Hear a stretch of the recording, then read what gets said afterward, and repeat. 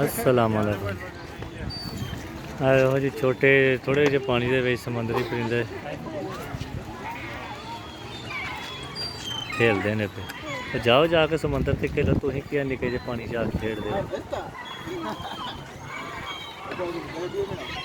ਹਾਂ ਕਬੂਤਰ ਵੀ ਨਾਲ ਹੀ ਨੇ। ਭੁੱਖ ਲੱਗੀ